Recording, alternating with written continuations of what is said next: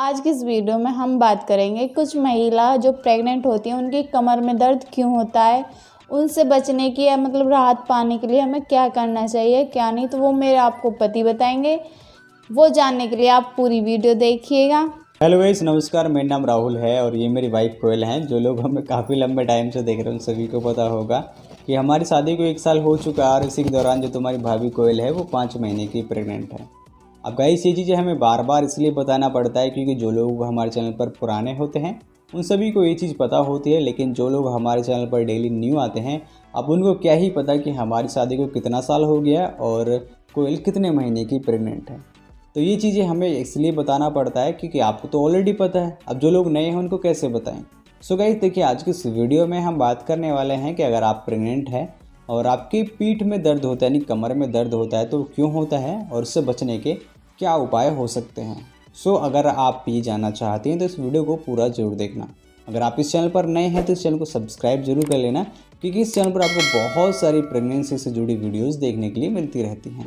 तो गाइस, इस वीडियो को शुरू करते हैं। सबसे पहले मैं आपको बताता हूँ कि आपके कमर में दर्द आखिरकार क्यों होता है। देखिए, जब आप नॉर्मल आपकी शादी होती है तो आप फ्रेश होते हैं, कोई आपको प्रॉब्लम नहीं है, सब कुछ ओके ओके ठीक है। आपकी शादी हुई, आपने रिलेशन बनाया, मीन्स आपने संबंध बनाया, सेक्स किया और सेक्स करने के बाद आपका जो स्पर्म था आपके हस्बैंड का, जो शुक्राणु थे आपके योनि के अंदर गए, आपके प्राइवेट पार्ट्स में गए और उसके बाद आप प्रेग्नेंट हो गए। ठीक है, अब प्रेग्नेंट आप हो गए हैं तो एक दूसरा इंसान है उसके शरीर का खून आपके शरीर में पहुंचा और शरीर में खून पहुंचने के बाद जब आपके शरीर में वो मिला तो उसने रिएक्शन स्टार्ट किया, कि आपको प्रेग्नेंट किया। अब जब आप प्रेग्नेंट हुए तो आपके शरीर में बहुत सारे हार्मोन्स के बदलाव हुए और हार्मोन्स के बदलाव के कारण आपके पीठ में दर्द होना शुरू हो जाता है। आपने सुना होगा कि प्रेगनेंसी के लक्षण क्या क्या होते हैं, तो जिनमें से एक मेन लक्षण होता है कि आपकी कमर में दर्द होना। तो जब ये जो शुक्राणु आपस में जाके मिलते हैं आपके अंडकोश में जाके, तो ये दर्द होना नॉर्मल है और ये दर्द आपके प्रेगनेंसी के समय से लेकर डिलीवरी के टाइम तक कुछ महिलाओं में देखने के लिए मिलता है और कुछ महिलाओं में शुरू के 3 महीने के लिए देखने के लिए मिलता है। अगर आपकी प्रेगनेंसी को 5 या 6 महीने हो चुके हैं तो आपके कमर में दर्द होने का कारण हो सकता है कि आपका बढ़ता वजन और रीढ़ की हड्डी पर बढ़ता वजन। समझ सकते होंगे, जब आपके पेट में बेबी है तो ऑलरेडी आपका बच्चा 3 से 4 किलो का होता है नॉर्मली, तो आपके पेट का वजन बढ़ता है और वो सारा वजन जाता है आपकी रीढ़ की हड्डी पर और ये दर्द का कारण बन जाता है। सो आई होप गाइस, आप समझ पाए होंगे कि रीढ़ की हड्डी में आपके दर्द क्यों होता है, फिर आपकी कमर में दर्द क्यों होता है। अब मैं आपको बताऊंगा कि इनसे बचने के क्या उपाय हैं, क्या चीज़ आपको ध्यान में रखनी चाहिए। सो अभी वीडियो को शुरू करते हैं। नंबर 1, आपको किसी भी जगह पर या फिर किसी भी काम करते समय पर आपको ज़्यादा लंबे समय तक नहीं बैठना चाहिए, क्योंकि अगर आप ज़्यादा समय तक बैठते हैं तो आपको ये दर्द की समस्या बहुत ज़्यादा देखने के लिए मिलेगी। मैं आपसे एक ही चीज़ बताना चाहूँगा कि आप समय समय पर अपना आराम ज़रूर करें। अब आपका हो सकता है, अगर आपका शुरू के 3 या 4 महीने प्रेगनेंसी के हैं तो आपको आराम करना बहुत ही ज़रूरी है। वो आप समझ सकते होंगे क्यों आराम करना ज़रूरी है।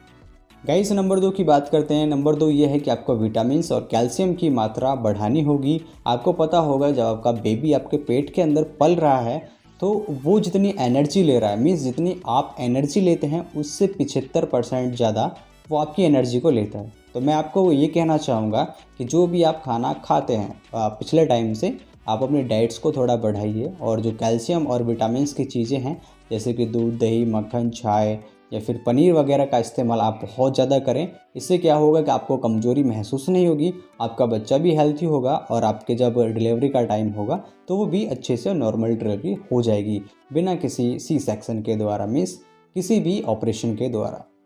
इसी के साथ साथ गाइस, नंबर 3 ये है कि आपको योगा करना चाहिए, लेकिन योगा आपको किसी भी एक एक्सपर्ट के द्वारा या फिर अपने डॉक्टर की सलाह के द्वारा योगा करना चाहिए। अगर आप योगा करते हैं तो आपको बहुत ज़्यादा बेनिफिट मिलेंगे अपने शरीर के अंदर। आपके हड्डियों की जो चीज़ें होती हैं, हार्मोन्स, इन चीज़ों का बहुत ज़्यादा इफेक्ट पड़ता है और आपको पता होगा योगा एक बहुत लंबी प्रचलन चीज़ है जो कि हमारे शरीर के लिए लाभदायक होती है। जैसे कि आपने देखा होगा, सुबह सुबह के टाइम पर बाबा रामदेव योगा करते हैं। क्यों करते हैं? ताकि आप सुरक्षित रहें, आप अच्छे से रहें, आपका शरीर सुरक्षित रहे, आपका एक्टिव रहें आप शरीर में और आप अच्छे से अपना जीवन की शैली को बिताएं। तो आपको योगा करना बहुत ज़रूरी है, लेकिन डॉक्टर की सलाह से। आप अगर 3 महीने की प्रेगनेंसी में हैं तो आपको योगा करना की सलाह नहीं दी जाएगी। आप नॉर्मली आप रेस्ट वगैरह कर सकती हैं। गाइस नंबर 4 आती है कमर मालिश। अब देखिए आपके पीठ में दर्द है तो आपको ज़रूरत है किसी एक ऐसे ऑयल की जो आपके दर्द को मिटा सके, या ज़रूरत है आपको एक प्यारी मालिश की, तो वो प्यारी मालिश कर सकते हैं आपके पति।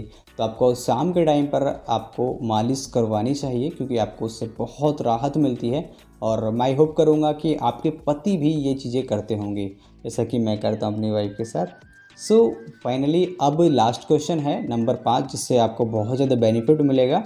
देखिए घर की जो महिलाएं होती हैं, अगर आप किसी गांव से या फिर छोटे शहर से बिलोंग करती हैं तो आपको झाड़ू पोछा घर का करना पड़ता होगा, इसमें कोई भी शक नहीं है। लेकिन अगर आप बाहर बड़ी सिटी से बिलोंग करते हैं, मीन्स दिल्ली जैसी, तो आप काम वाली बाई रखते होंगे। तो देखिए आपको झाड़ू पोछा बहुत कम करना चाहिए, बहुत लिमिटेड करना चाहिए।